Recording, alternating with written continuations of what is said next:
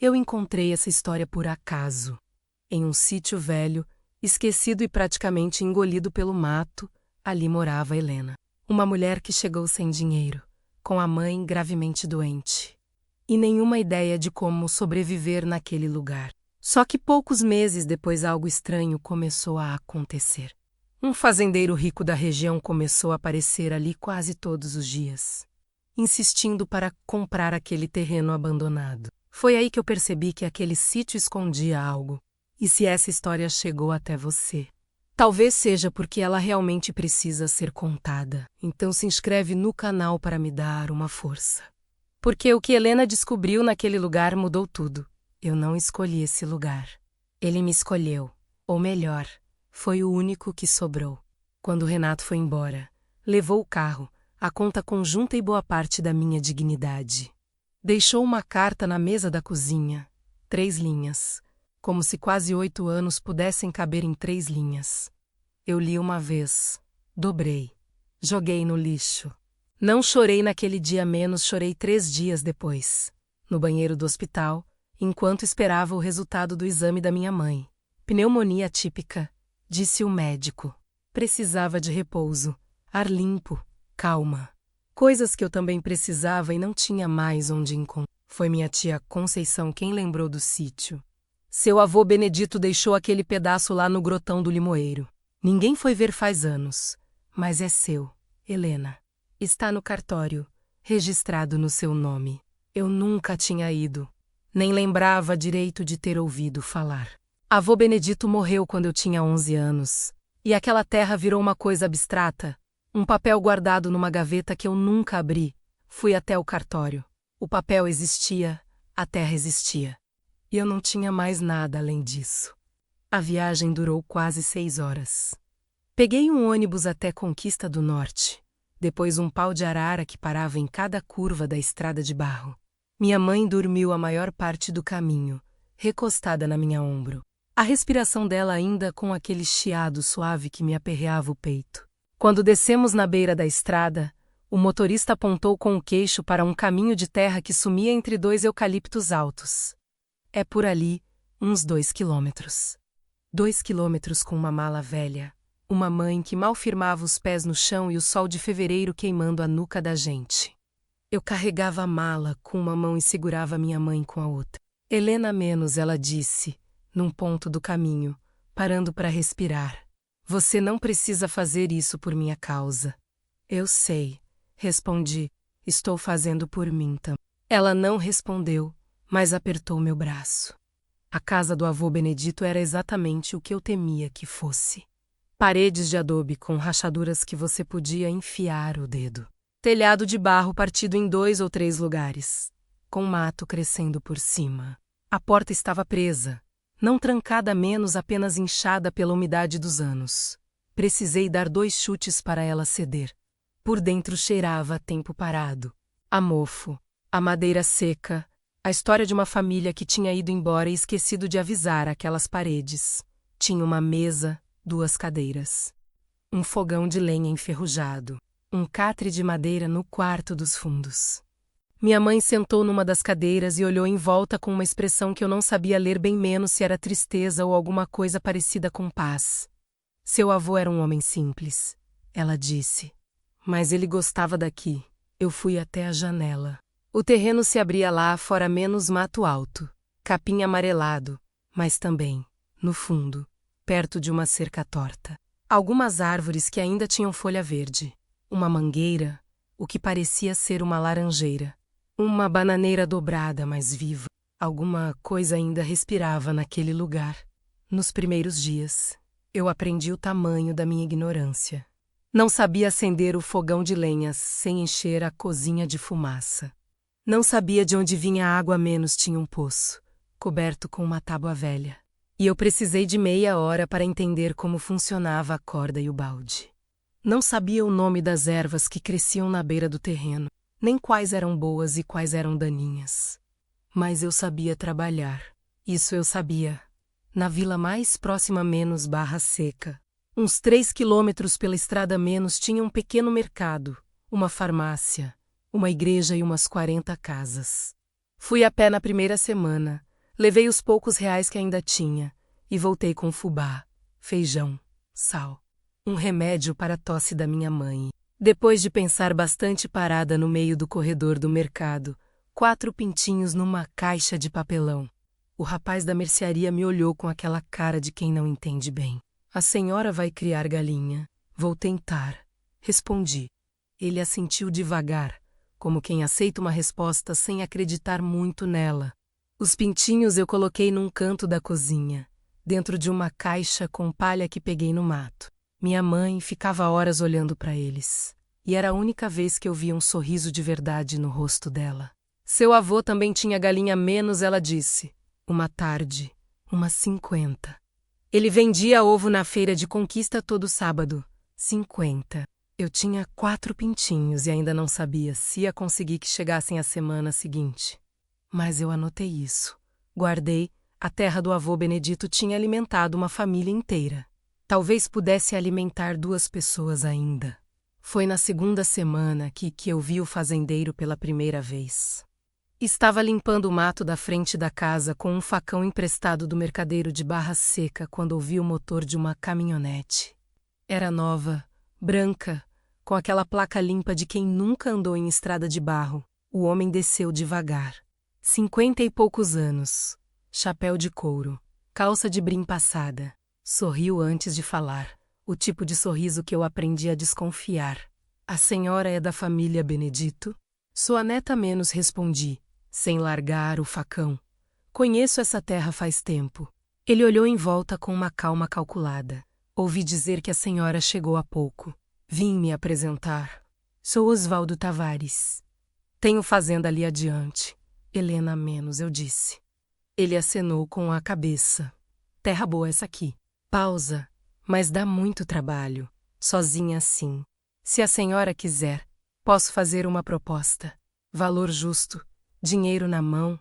Eu olhei para ele. Depois olhei para o terreno, para o mato, para as rachaduras na parede da casa. Não está à venda menos, respondi. Ele sorriu de novo, o mesmo sorriso. A senhora pensa bem, não tem pressa. Virou para ir.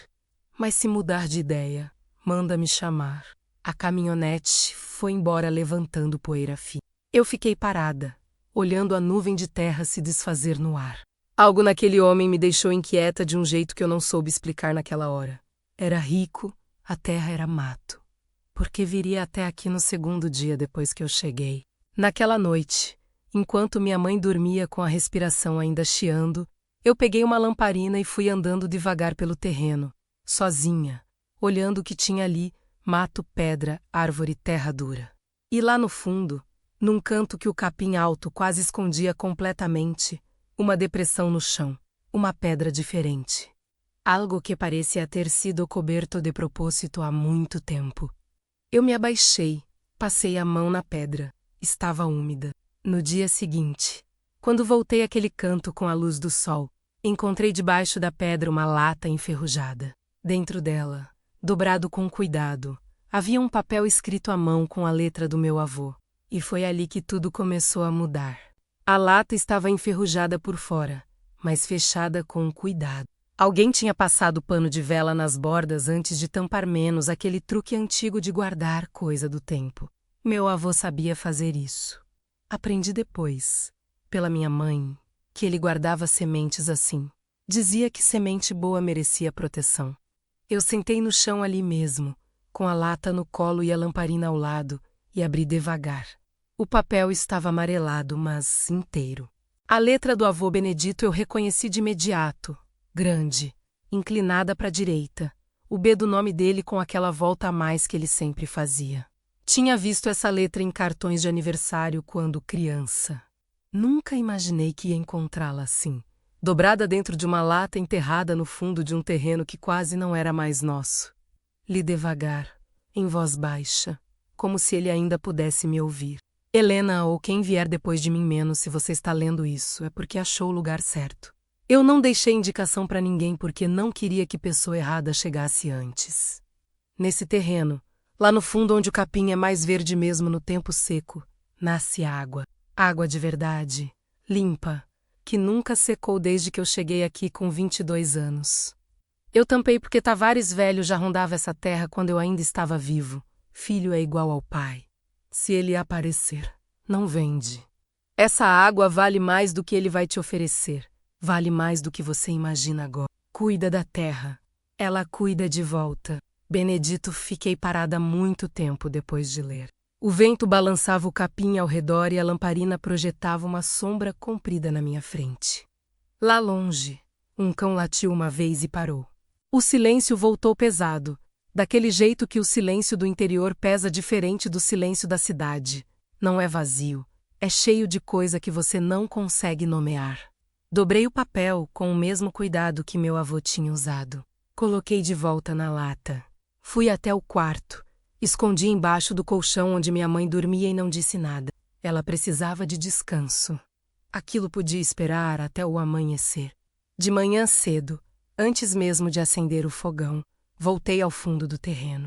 Precisei cortar bastante capim com o facão para chegar até o ponto que meu avô descrevia.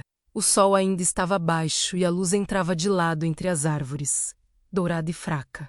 Meu braço cansou antes de eu chegar lá, mas eu continuei. Quando o capim abriu, eu vi. Era uma área de uns 3 metros quadrados onde a terra era diferente, mais escura. Mais firme nas bordas e levemente afundada no centro, como se o chão respirasse ali. E o capim em volta menos mesmo seco, mesmo amarelado como o resto do terreno menos ali era verde. Verde escuro, quase insolente de tão vivo. Eu me ajoelhei e coloquei a palma da mão no centro daquele afundamento. A terra estava fria, fria e úmida, na manhã mais seca daquele fevereiro. Fechei os olhos. Não sei explicar o que senti naquele momento. Não era alegria ainda. Era algo anterior à alegria. Era o tipo de coisa que você sente quando descobre que não está tão perdida quanto pensava. Minha mãe ouviu tudo sentada à mesa, com as mãos envolvidas no caneco de café. Quando terminei de contar, ela ficou quieta por um longo tempo, olhando para o caneco. Eu sabia que ele tinha escondido alguma coisa a menos, disse por fim. Ele falava em água, sempre falava. Eu achei que era coisa de velho. A senhora nunca veio ver. Ela balançou a cabeça. Depois que ele morreu, ninguém mais quis saber dessa terra. Seu pai falou que não valia nada. Eu deixei pra lá. Pausa. Seu pai errava muito nas contas que fazia da vida. Isso eu sabia bem. Mãe, se essa nascente for o que o vovô diz. Osvaldo Tavares sabia. Sabia antes de eu chegar aqui. Ela me olhou por cima do caneco. Então você precisa ter cuidado. Helena, não foi um conselho. Foi um aviso. Ela falou com aquela voz baixa que minha mãe usava quando a coisa era séria de verdade. Sem drama. Sem exagero. Só a verdade seca. Eu assenti. Nos dias seguintes, tentei manter a rotina normal por fora enquanto por dentro eu fervia de pensamento. Os pintinhos estavam crescendo. 2 deles com mais garra, 2 mais fraquinhos que eu vigiava com atenção extra. Aprendi que galinha doente fica parada num canto com as penas arrepiadas. E que isso não é preguiça, é sinal. Aprendi que o milho quebrado era melhor que o inteiro para pintinho pequeno. Aprendi que eu podia aprender. Fui à barra seca 2 vezes nessa semana. Na segunda vez, parei mais tempo na mercearia conversando com seu Alcides, o dono. Homem de 60 e tantos anos, magro, com aquela paciência de quem já viu muita coisa passar pela beira da estrada. O senhor conhece Osvaldo Tavares? Perguntei, de passagem, enquanto pagava o fubá. Ele demorou um segundo antes de responder. Só um segundo, mas eu notei. Conheço, todo mundo conhece.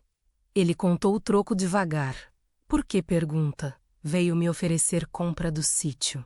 Seu Alcides colocou o dinheiro na gaveta sem pressa. Ele oferece para todo mundo, disse. Mas no seu caso vai oferecer mais vezes. Aquela terra do seu avô ele queria faz tempo. Por quê? O velho me olhou com aqueles olhos fundos de quem sabe mais do que fala. Isso eu não sei te dizer. Moça, fechou a gaveta. Mas sei que seu avô nunca vendeu. E morreu com o terreno no nome. Peguei minha sacola e fui embora. Na metade do caminho de volta, ouvi o motor da caminhonete branca atrás de mim. Ela parou do meu lado devagar, como quem não tem pressa nenhuma. A janela desceu. Bom dia, Helena. Osvaldo Tavares sorriu com aquele sorriso que eu já estava começando a entender. Pensei mais na proposta. Posso melhorar o valor? Muito. Eu continuei andando. Não está à venda, seu Osvaldo. A senhora ainda vai mudar de ideia menos, ele disse. Tranquilo, sem raiva. Esse lugar consome quem fica. A caminhonete ficou parada alguns segundos depois que eu passei. Eu não virei para olhar, mas senti os olhos dele nas minhas costas o caminho todo. Foi na feira daquela semana que a saúde de minha mãe piorou de vez. Acordei de madrugada com o barulho da tosse dela menos, uma tosse diferente, mais funda, que raspava. Entrei no quarto com a lamparina e ela estava sentada no catre, curvada, a mão no peito, o rosto úmido de suor frio. Mãe, não é nada menos, ela disse, mas a voz saía quebrada. Era alguma coisa, era muita coisa. Fiquei acordada o resto da noite sentada na beirada do catre, ouvindo a respiração dela, contando os segundos entre uma tosse e outra. Quando o céu começou a clarear lá fora, eu sabia o que precisava fazer e sabia também que fazer ia custar dinheiro que eu não tinha. Médico em Conquista do Norte. Remédio de verdade. Talvez internação. Olhei para as minhas mãos no clarão da manhã. Calejadas já, em menos de 3 semanas, arranhadas, com uma cutícula quebrada que ainda doía. Fui até a janela e olhei para o terreno, para o mato, para as galinhas que engatinhavam em volta da caixa improvisada, para tudo aquilo que ainda não era nada, mas que carregava a promessa de poder ser alguma coisa. Pensei no papel do meu avô, pensei no sorriso de Osvaldo Tavares. E pensei na nascente. Levei minha mãe à Conquista do Norte numa carona que seu Alcides arranjou com um caminhoneiro que passava pela estrada toda quinta de manhã. Minha mãe reclamou o caminho todo, baixinho, do jeito dela menos, dizia que estava boa, que era frescura minha, que eu estava exagerando. Mas quando o médico colocou o estetoscópio no peito dela e fez aquela cara fechada de quem está medindo um problema, ela parou de reclamar. Pneumonia. De novo. Ou ainda menos o médico não soube dizer ao certo se tinha chegado a sarar de vez da primeira vez. Ela precisa de repouso absoluto, umidade controlada e esses 3 medicamentos. Ele escreveu no papel com letra de médico, aquela que parece código. E precisa comer bem proteína, vitamina. O básico. Eu olhei para a receita e fiz a conta rápida na cabeça. O básico ia custar mais do que eu tinha na carteira. Mais do que eu tinha em qualquer lugar. Paguei o que pude na farmácia. Deixei 2 remédios para trás e prometi voltar. A farmacêutica menos, uma mulher jovem de óculos finos menos, me olhou com uma expressão que não era pena. Era reconhecimento. O tipo de olhar de quem já esteve do mesmo lado do balcão. Você volta quando puder, ela disse. Simples assim. Eu agradeci sem conseguir dizer mais nada. Na volta, minha mãe dormiu encostada na porta do caminhão e eu fiquei olhando a estrada de barro passar pela janela. Os eucaliptos repetindo um atrás do outro como se o mundo fosse só aquilo. Fiz conta. Refiz. Tentei achar uma saída que não passasse pelo sorriso de Osvaldo Tavares e não encontrei nenhuma que funcionasse rápido o suficiente. Ovos levam tempo. Galinha leva tempo. Horta leva tempo. Minha mãe não tinha tempo para esperar. Cheguei no sítio com aquele peso no peito que você carrega quando a solução que não quer tomar começa a parecer inevitável. Acomodei minha mãe no catre, cobri com um lençol mais grosso. Coloquei água e o remédio que tinha conseguido comprar na beirada da cama. Ela pegou minha mão antes de eu sair do quarto. Helena, pode dormir. Mãe, não vende essa terra. Eu olhei para ela. Os olhos dela estavam fechados já. Mas a mão ainda segurava a minha com uma força que não combinava com o tamanho dela. Dorme, eu disse. Ela soltou minha mão. Naquela tarde fui até o fundo do terreno de novo. Desta vez levei uma enxada velha que tinha achado encostada na parede dos fundos da casa, enferrujada, mas ainda com fio. Comecei a abrir o chão em volta do ponto úmido, devagar, tirando o capim pela raiz, abrindo espaço. O sol estava forte e eu suava ensopada em menos de meia hora, mas continuei. Quando a enxada bateu num ponto mais fundo e a terra cedeu diferente menos mais mole, mais escura menos, eu abaixei e enfiei os dedos no chão. A água veio devagar. Primeiro como umidade, Depois, como um fio fino que brotou entre 2 dedos meus e escorreu para o sulco que a enxada tinha aberto. Água fria, limpa, com aquele cheiro de pedra molhada que é o cheiro mais antigo do mundo. Eu sentei no chão ali do lado e fiquei olhando aquele fio de água por um tempo que não sei dizer quanto foi. Não chorei, não gritei, só fiquei olhando, como se precisasse ter certeza que era real antes de deixar sentir. Era real, meu avô Benedito tinha razão, ele sempre teve. A tempestade chegou 3 dias depois, sem avisar direito. O céu tinha ficado pesado desde o meio da tarde, aquela cor de chumbo que no interior a gente aprende a respeitar. Eu sabia que ia chover. O que eu não sabia era que ia ser daquele jeito menos, a chuva que não avisa, que não começa devagar, que chega de uma vez como se tivesse raiva de alguma coisa. Quando o primeiro raio caiu, eu estava tentando reforçar o galinheiro improvisado com tábuas que tinha achado no galpão. Não deu tempo. A chuva abriu o céu de um lado a outro e em 2 minutos eu estava encharcada. O chão virou lama. E o galinheiro menos aquela estrutura frágil de madeira velha e arame torto que eu tinha montado com tanto cuidado menos começou a ceder pelo lado esquerdo. As galinhas. Agora eram 6. Tinha comprado mais 2 na semana anterior. Entraram em pânico. Aquele bacarejo histérico de galinha com medo é um som que entra na cabeça e não sai fácil. Corri. Tentei segurar a tábua que estava cedendo com o peso da chuva, mas a madeira estava podre no meio e quebrou na minha mão. O lado do galinheiro desabou. 2 galinhas fugiram imediatamente para o mato. Fiquei parada na chuva por um segundo, encharcada, a tábua quebrada na mão, olhando o estrago. Depois fui atrás das galinhas. Procurei no mato durante quase 1 hora, com a chuva batendo e o trovão rindo lá em cima.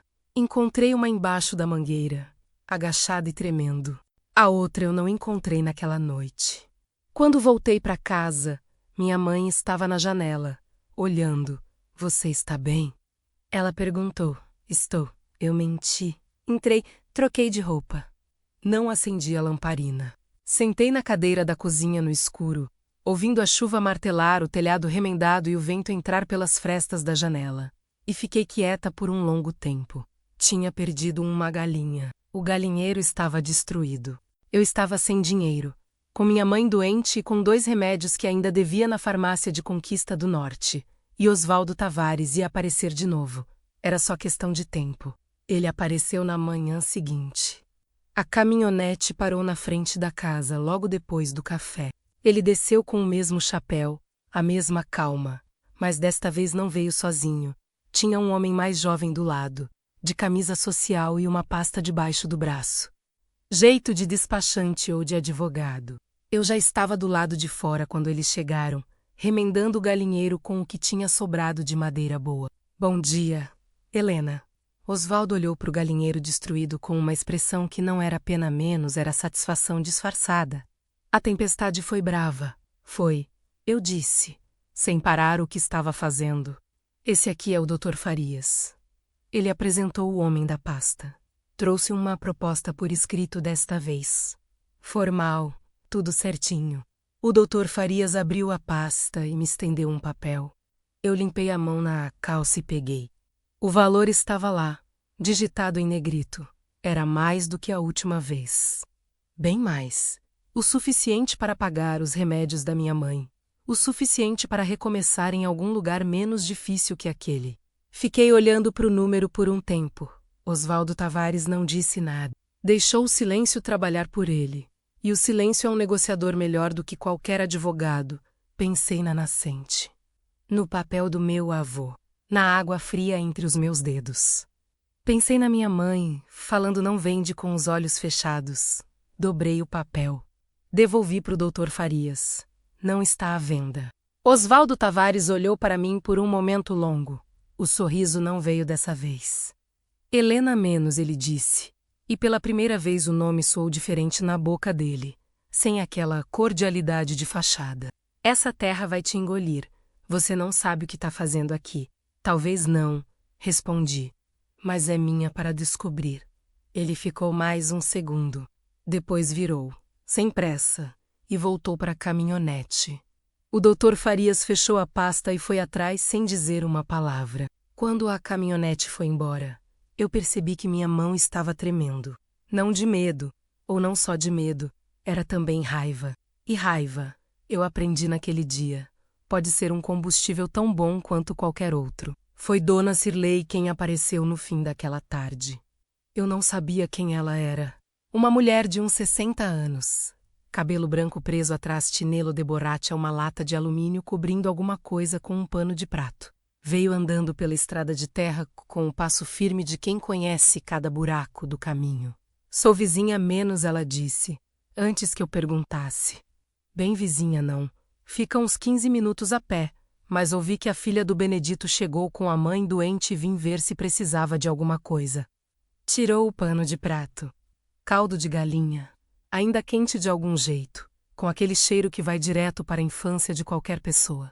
Eu quase não consegui falar. Obrigada menos, disse. Pode entrar. Ela entrou. Viu o estado da casa, o galinheiro remendado, a lamparina, o fogão de lenha. Não fez cara nenhuma. Sentou na cadeira como quem senta numa casa que conhece faz tempo. Seu avô era um homem bom menos, ela disse. Fui vizinha dele por quase 30 anos. Pausa. Sei o que tem nessa terra, Helena. Ele me contou antes de morrer. Eu sentei na outra cadeira e olhei para ela. Então a senhora sabe por que Tavares quer tanto comprar. Sei. Ela me olhou com aqueles olhos diretos de mulher que não tem mais idade para rodeio. E sei que você vai precisar de ajuda para fazer valer o que tem aqui. Sozinha é difícil demais. Eu sei que é difícil. Não falei difícil. Ela corrigiu suave, mas firme. Falei difícil demais. Tem diferença. Ficamos um momento em silêncio. Lá dentro, minha mãe tossiu uma vez e parou. O que a senhora propõe? Perguntei. Dona Cirlei pousou as mãos na mesa, devagar, como quem está prestes a contar uma coisa que pensou bastante antes de falar. Dona Cirlei tinha um filho que trabalhava com perfuração de poço artesiano em Conquista do Norte. Demorou alguns segundos para eu entender o peso daquilo. Ele sabe fazer o serviço certo, ela disse. Com equipamento, com técnica. Não é gambiarra de enxada, não. Ela olhou para as minhas mãos, para a terra ainda enfiada embaixo das minhas unhas. O que você achou aí no fundo é nascente natural. Mas nascente natural some se não for trabalhada direito. Precisa de canalização, de proteção. Precisa de alguém que entenda. Quanto custa? Ela não desviou o olhar. Ele faz por material. Não cobra mão de obra para mim. Fiquei quieta, tentando entender o que ela estava me oferecendo e por quê. Por que a senhora está fazendo isso? Dona Cirlei olhou para a mesa por um momento. Passou o polegar na beira da lata de caldo, devagar. Seu avô Benedito me ajudou uma vez que eu precisei muito. Ela não explicou mais do que isso, e eu entendi que não ia explicar. Dívida de gratidão não tem prazo de validade, Helena. Vai passando de geração em geração até alguém ter a chance de quitar. Eu não soube o que responder. Então não respondi nada. Às vezes silêncio é a única resposta que não diminui o peso de uma coisa. O filho de Dona Cirlei se chamava Mauro. Chegou no sábado seguinte numa caminhonete velha com equipamento na caçamba e aquela disposição. Tranquila de homem acostumado a trabalho pesado. 30 e poucos anos. Ombros largos. Poucas palavras. O tipo de pessoa que você confia antes mesmo de saber o nome. Fomos os três até o fundo do terreno. Mauro se abaixou, examinou o ponto úmido com atenção. Meteu uma haste fina no chão em 2 lugares diferentes. Ficou quieto como se estivesse ouvindo alguma coisa que eu não conseguia ouvir. É boa menos, ele disse por fim. Fluxo constante. Não é grande, mas é consistente. Esse tipo não seca. Tem certeza? Ele me olhou com uma expressão séria. Seu avô escolheu bem onde construir. Essa nascente fica numa camada de rocha que retém água o ano todo. Aqui na região, terra que tem isso vale 3 vezes mais que terra sem, 3 vezes mais. Eu pensei no número que o Dr. Farias tinha me mostrado naquele papel dobrado. Já era mais do que a oferta anterior. Se a terra valia 3 vezes mais do que Tavares estava oferecendo, então ele sabia exatamente o que estava fazendo e exatamente o quanto estava tentando me enganar. A raiva voltou, mas dessa vez eu deixei ela sentar, virar coisa útil. O que precisa fazer? Perguntei. Mauro explicou com paciência. Canalização simples para proteger a nascente de contaminação. Uma caixa de captação com tampa. Uma mangueira de polietileno até um reservatório perto da casa. Trabalho de 2 dias se fosse só ele. Talvez 1,5 com ajuda. Eu ajudo, disse. Ele assentiu, sem questionar. Foram os 2 dias mais cansativos da minha vida até aquele momento.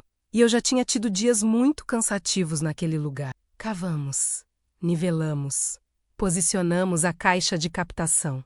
Conectamos a mangueira metro a metro até o tanque velho que Mauro trouxe na caçamba. Minha mãe ficava na janela do quarto às vezes, me observando trabalhar. E quando nossos olhares se cruzavam, ela não dizia nada. Só ficava olhando com aquela expressão que eu aprendi a ler como orgulho sem alarde, que era o único tipo de orgulho que ela sabia demonstrar. No fim do 2º dia, quando Mauro abriu a válvula de teste e a água começou a correr limpa pelo cano até o reservatório, eu precisei virar o rosto para ele não ver. Não adiantou muito. Ele viu. Pode chorar não, ele disse. Com aquele jeito direto que não era grosseria. Era respeito. Água boa faz isso nas pessoas. Eu dei uma risada torta e enzuguei o rosto com as costas da mão. Com água garantida, as coisas começaram a mudar de ritmo. Não de uma vez. Não do jeito que a gente imagina, quando pensa em virada menos, sem fanfarra, sem momento único. Foi devagar, como planta que cresce. Um dia você olha e ela ainda é pequena. Depois você olha de novo e já dá sombra. Refiz o galinheiro com material que seu Alcides me deixou pagar parcelado, sem juros, só com a promessa dos ovos, 10 dúzias por mês até quitar. Construí maior dessa vez, com alicerce de tijolo que Mauro me ensinou a assentar. Comprei mais 6 galinhas. Depois mais 4, com a água da nascente. Abri um canteiro de horta do lado da casa. Começou pequeno menos cebolinha, coentro, alface. O que cresce rápido e garante comida antes de garantir dinheiro. Dona Cirlei trouxe mudas de sua própria horta numa manhã, sem avisar, sem cerimônia. Deixou na porta e foi embora antes que eu pudesse agradecer direito. Minha mãe melhorou devagar. Os remédios fizeram efeito. O ar seco e limpo do sítio fez o resto. Ainda tossia de manhã cedo, mas a tosse funda tinha ido embora. Começou a se sentar do lado de fora depois do almoço, numa cadeira que Mauro tinha consertado para ela. Olhando o terreno com aqueles olhos que começavam a ter alguma coisa de volta que eu não via faz tempo. Esperança tem um jeito próprio de sentar no rosto das pessoas. Quando você conhece alguém sem ela, reconhece quando volta. Oswaldo Tavares sumiu por quase 3 semanas. Eu sabia que o sumiço não era desistência. Homem assim não desiste, recalcula. Então eu usei aquelas 3 semanas para me preparar do único jeito que sabia, trabalhando e aprendendo. Fui até a Biblioteca Municipal de Conquista do Norte numa terça de manhã, uma sala pequena, com estantes de madeira e uma funcionária que parecia surpresa de me ver entrar. Pedi livros sobre nascente, sobre captação de água, sobre direito de propriedade rural. Ela me olhou com curiosidade e foi buscar o que tinha. Passei a tarde lendo. Anotei tudo que era importante num caderno que tinha comprado na mercearia de seu Alcides. Aprendi que nascente em propriedade privada pertence ao dono da terra. Aprendi que existe legislação de proteção de área de nascente. Aprendi que nenhum vizinho, por mais rico que seja, pode usar ou desviar água de nascente alheia sem autorização e sem contrato formal. Aprendi que meu avô tinha protegido aquela água com mais sabedoria do que eu tinha dado crédito. Na volta, parei na prefeitura e perguntei sobre registro de nascente. A moça do atendimento me deu um formulário e o número de um engenheiro ambiental que fazia vistorias pelo município. Eu anotei tudo. O engenheiro veio na feira seguinte. Era jovem, óculos, botas de campo que pareciam novas demais para a quantidade de barro que tinha naquele dia. Mas fez o trabalho direito menos mediu, fotografou, coletou a amostra da água, examinou a área de preservação em volta. A qualidade é boa menos, ele disse. Antes de ir, vou emitir o laudo. Com esse laudo você pode registrar a nascente no órgão ambiental do estado e ela fica juridicamente protegida. Ninguém mexe sem sua autorização. Quanto tempo leva? Umas 3 semanas pro laudo. O registro depois depende do estado, mas o laudo já te dá proteção preliminar. 3 semanas. Eu podia segurar 3 semanas. Tavares voltou em 2. Desta vez veio sozinho, sem advogado, sem papel. Parou a caminhonete na frente da casa no fim de uma tarde, quando o sol já estava baixo e o terreno tinha aquela luz dourada de entardecer que fazia tudo parecer mais bonito e mais calmo do que era. Eu estava alimentando as galinhas quando ouvi o motor.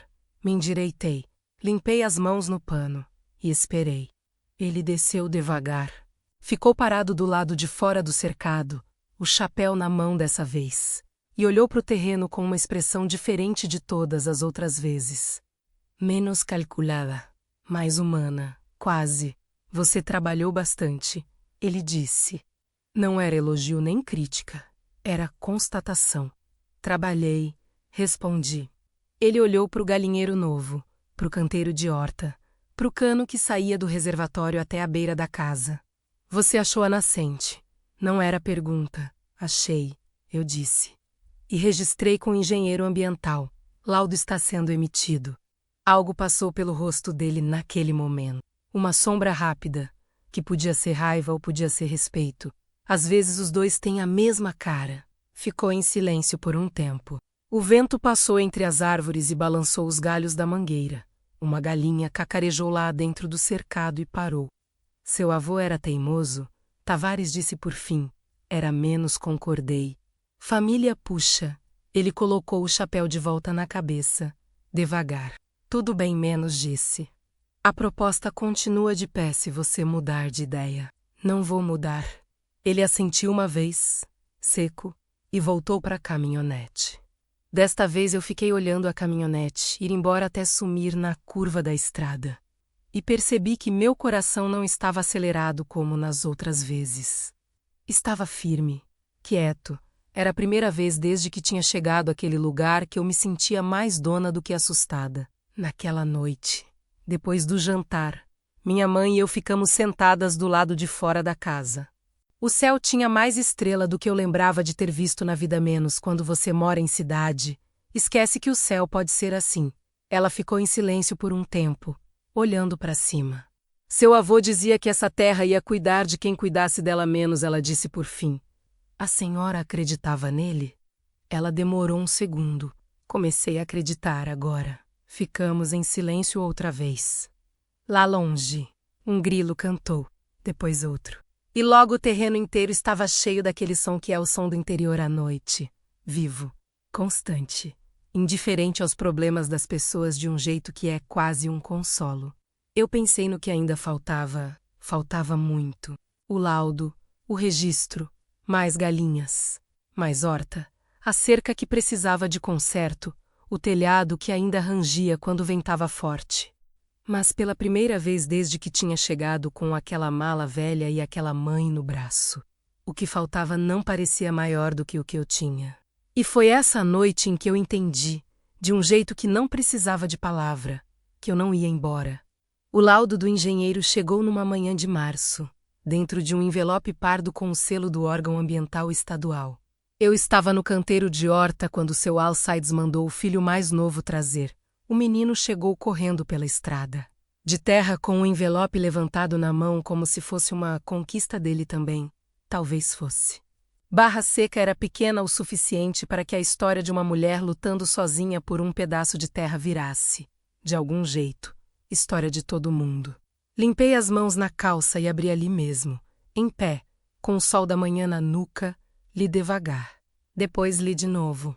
A nascente estava classificada como de fluxo perene menos aquela palavra técnica que significa o que Mauro já tinha me dito com palavras simples. Não seca. O laudo descrevia a qualidade da água como própria para consumo e para irrigação, com índices que o engenheiro tinha sublinhado a lápis, como se soubesse que eu ia precisar mostrar aquilo para alguém que entendesse de número. No rodapé, uma nota manuscrita, fora do protocolo, com a letra miúda do engenheiro, nascente rara para a região, proteja. Dobrei o envelope.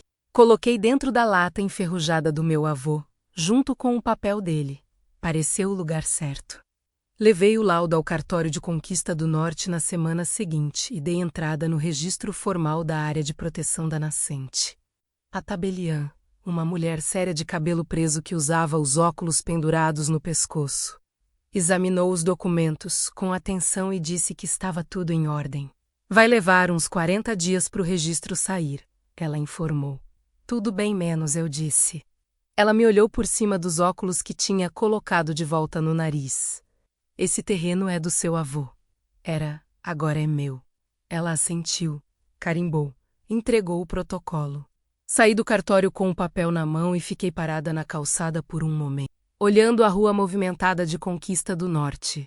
Gente passando, carro buzinando, uma barraca de frutas na esquina com um homem gritando o preço da manga. O mundo continuava igual. Só eu tinha mudado. Abril chegou com uma chuva mansa que durou 3 dias seguidos. Daquele jeito manso que a terra absorve sem reclamar. O canteiro de horta dobrou de tamanho naquela semana. As galinhas.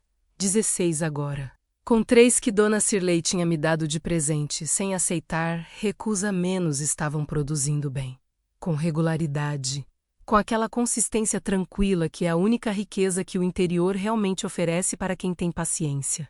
Comecei a vender os ovos na feira de Barras Seca às sextas-feiras. Não era muito. 2, 3 dúzias por semana a menos, mas era constante. Seu Alcides me deixou usar uma mesinha do lado de fora da mercearia sem cobrar nada, e a quitanda do lado passou a pegar meu coentro e minha cebolinha toda semana para revender. A primeira vez que voltei para casa com dinheiro suficiente para pagar os remédios da minha mãe e ainda sobrar alguma coisa. Sentei na cozinha e fiquei olhando para as notas em cima da mesa por um tempo que não sei calcular. Não era muito dinheiro. Para a maioria das pessoas não seria nada, mas era meu. Tinha saído das minhas mãos, da minha terra, do trabalho que eu tinha escolhido fazer quando podia ter escolhido ir embora. Guardei uma cédula na lata do meu avô também. Pareceu certo. Minha mãe foi melhorando de um jeito que o médico chamou de satisfatório e que eu chamei de milagre. Embora não tenha dito isso em voz alta para não parecer exagero. A tosse sumiu de vez em meados de abril. Ela começou a me ajudar na horta, primeiro só supervisionando sentada numa cadeira, depois em pé.